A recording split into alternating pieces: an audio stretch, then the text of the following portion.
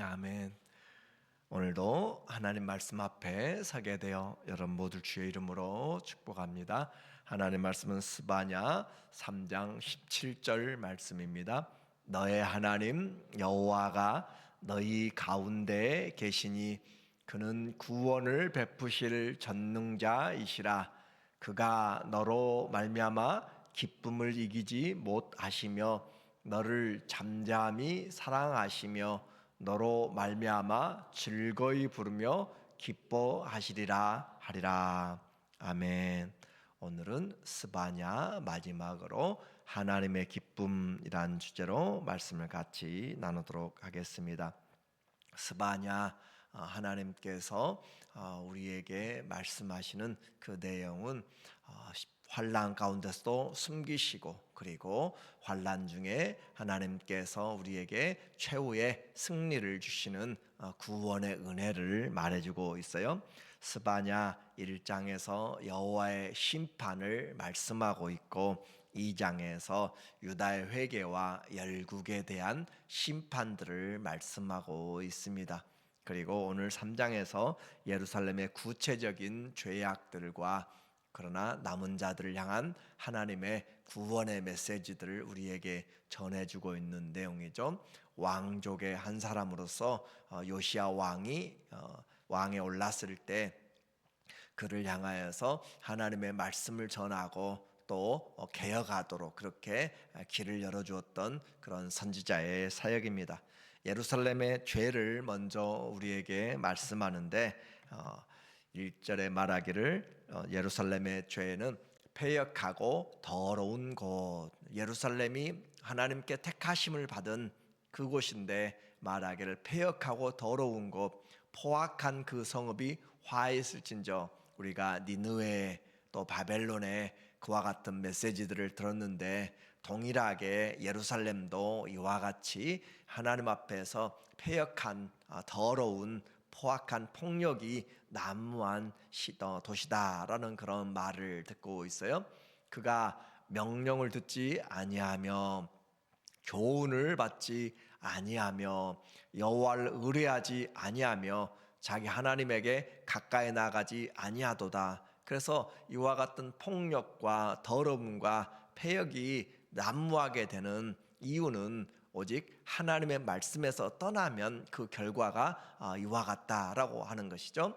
명령을 듣지 아니한다. 하나님의 명령이 없으면 듣지 아니하면 우리는 제대로 살아갈 수가 없어요. 사람들의 소리, 이 사람 저 사람의 소리로 사공이 많으면 배가 산으로 올라가는 처럼 그와 같이 될 수밖에 없다라고 하는 것이고, 교훈을 받지 아니하면 우리에게 가르침을 받아서 잘못된 것을 올바로 채찍질하고 그렇게 할 때 그 징계를 받음으로 올바로 고쳐져야 되고 훈련이 돼야 되는데 교훈을 받지 아니하면, 그러니까 우리는 하나님의 말씀을 듣는 것뿐만 아니라 그 말씀으로 잘 훈련돼야 될 필요가 있는 것이고 경건이 습관이 되도록 행동이 되도록 그렇게 해야 되죠.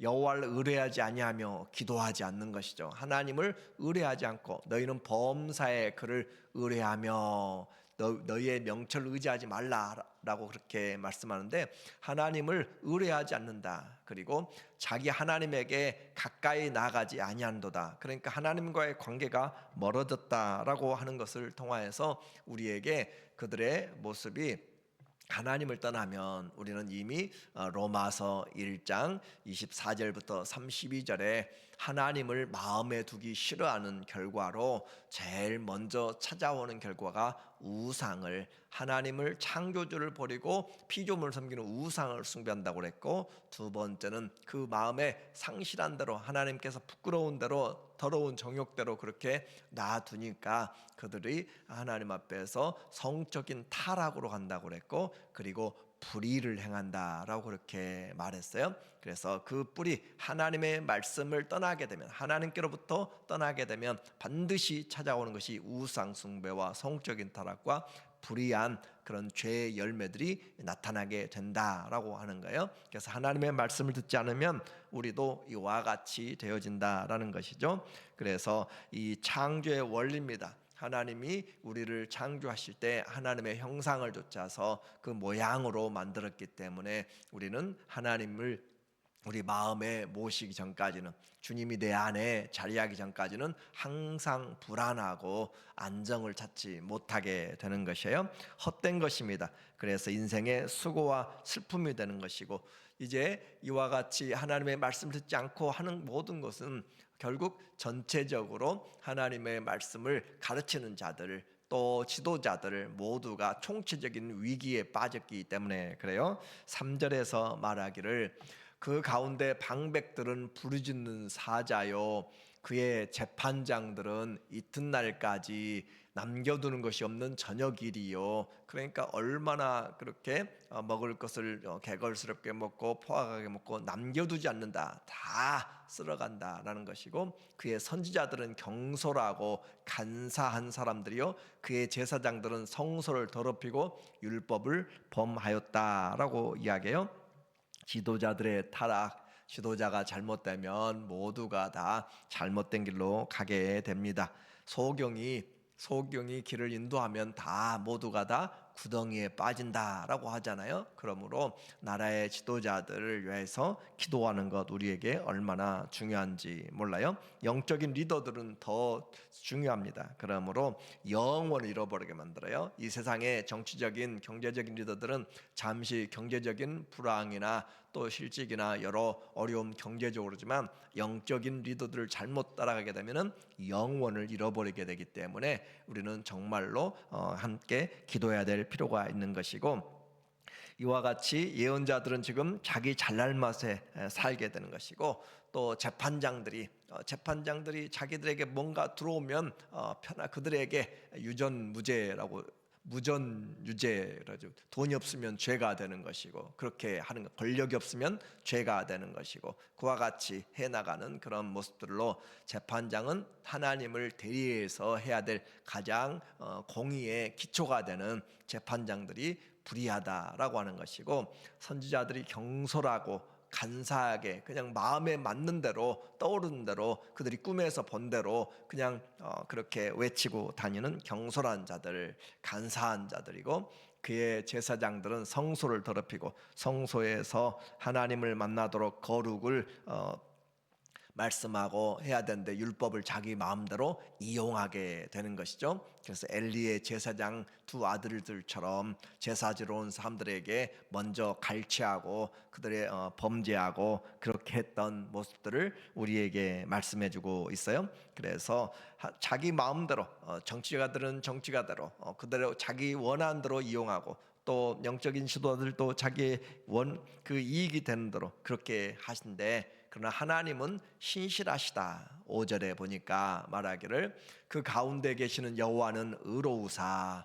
불의를 행하지 아니하시고 아침마다 빠짐없이 자기의 공의를 비추시거늘 불의한 자는 수치를 알지 못한도다. 자, 불의한 백성들과 신실하신 하나님을 지금 대조를 지금 해주고 있어요. 그래서 우리는 신실하신 하나님을 바라보면서 우리의 터가 무너지면 의인이 어떻게 할꼬, 우리는 시편 11편 3절을 제가 말씀을 드렸어요. 의인은 터가 무너지면 의인이 어떻게 할꼬, 그래도 여전히 하나님은 성전에 계시고 여전히 하나님은 보좌에 계시고, 그러므로 우리는 그 하나님을 바라보고 사는 것이지 다른 어떤 것으로, 세상 것들로 우리의 터를 삼으면 안 된다라고 했습니다.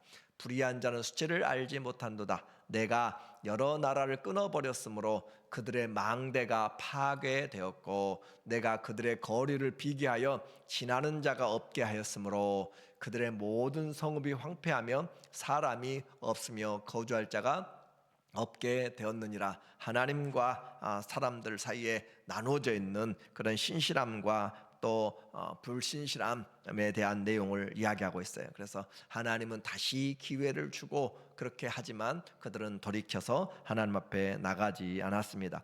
하나님이 이렇게 했음에도 불구하고 그 안에 하나님의 사랑이라고 그랬죠. 그 안에 있는 하나님은 사랑은 또 약속은 그들을 다시 회복시키기 위해서 잠시 징계를 하지만 그를 다시 불러와서 회복시키는 하나님의 사랑. 그래서 그 채찍조차도 사랑이기 때문에 하는 것이에요.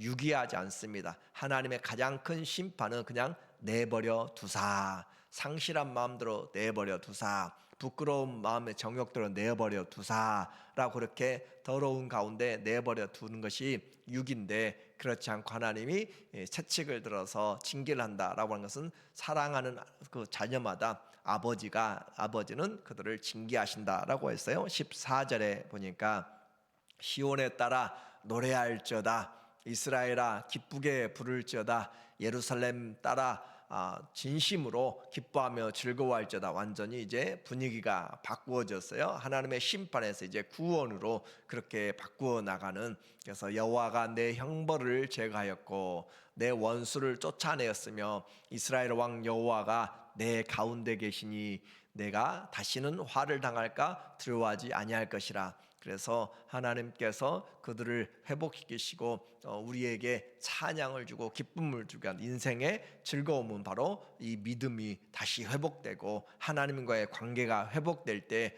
내 마음이 새로워지는 것이고, 이것은 세상이 주지 못하는 기쁨과 은혜가 되는 거예요. 그래서 의인은 터가 무너져도 하나님으로 말미암아 다시 일어나서 하나님께 노래하며 가장 큰 즐거움, 가장 큰 기쁨은 그 무엇보다도 이스라엘의 왕 여호와가 내 가운데 계시니. 지금 그들을 육신적으로 다스리는 것은 요시야 왕이지만 그러나 하나님이 왕이시다라고 하는 거예요. 우리의 왕 대신 하나님, 우리의 주 대신 예수 그리스도. 그래서 우리에게 이 땅에 살지만 우리는 하늘의 보좌에 앉으신 위의 것을 바라보라고 했잖아요.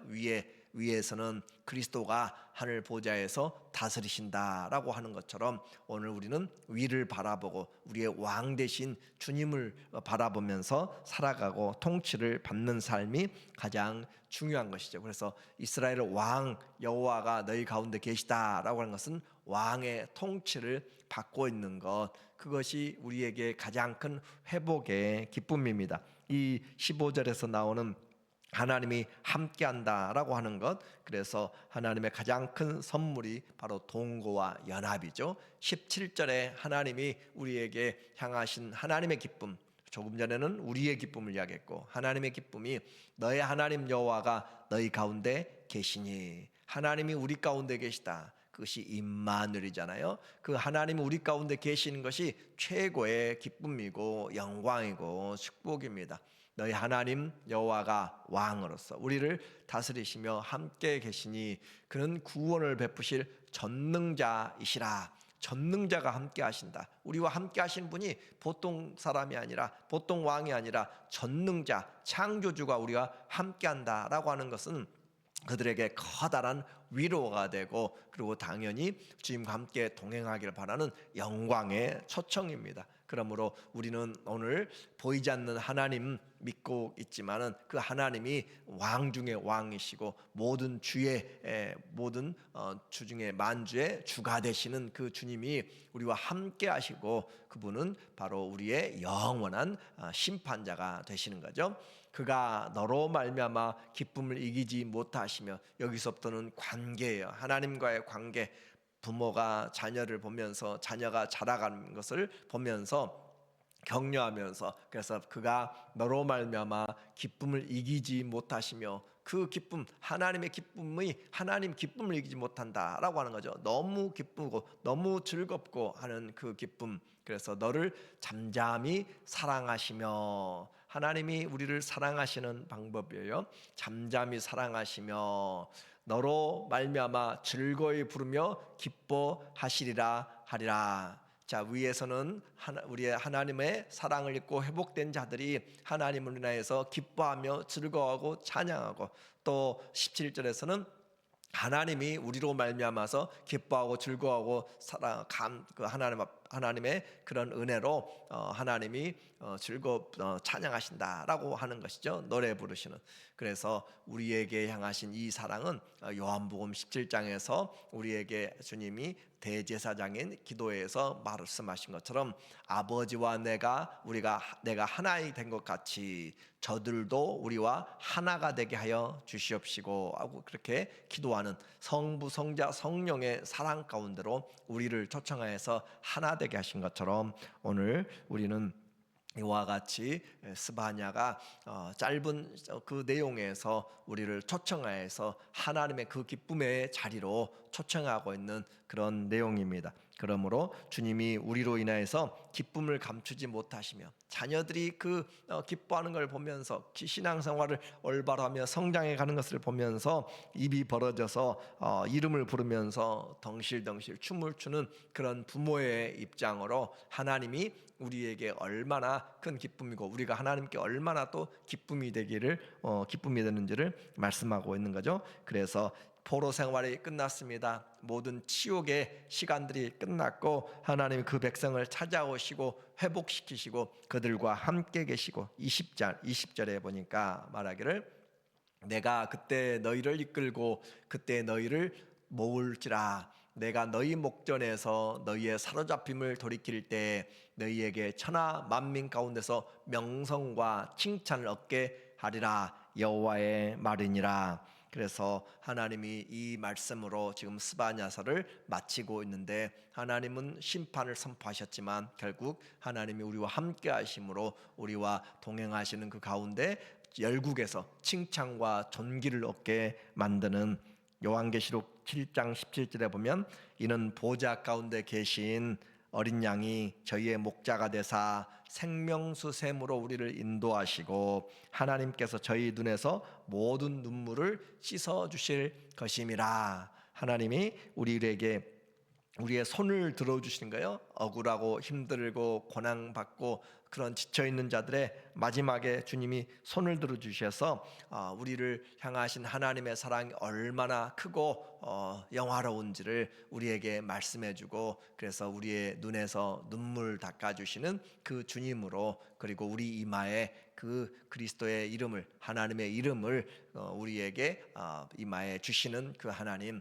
그래서 신앙생활은 끝까지 인내하는 자들에게 최후의 승리를 통하여서 하나님의 기쁨이 되고 또 우리도 그 하나님으로 인해서 기뻐하는 것 주를 여호와를 기뻐하는 것이 우리의 힘이라라고 하잖아요. 우리에게 하나님을 기뻐하는 것이 힘이라. 그래서 바울은 감옥에서도 하나님으로 인하여서 항상 기뻐하라 내가 주 안에서 말하노니 다시 기뻐하라. 오늘 우리의 신앙에 하나님을 떠나서 나타났던 패역과 죄악과 모든 것들 하나님께 말씀을 듣지 않고 교훈을 받지 않고 하나님 앞에서 올바로 살지 않으니까 우리에게 다가왔던 그런 모든 것들이 이제는 돌이켜서 우리의 염려와 우리의 모든 일들을 주님께 맡기고 주님 앞에 가면 주님과의 관계가 회복되고 주님이 우리를 들어서 의로운 길로 또 승리의 길로 우리의 임만을 하시는 그 사랑으로 다시 일어나서 이 시대에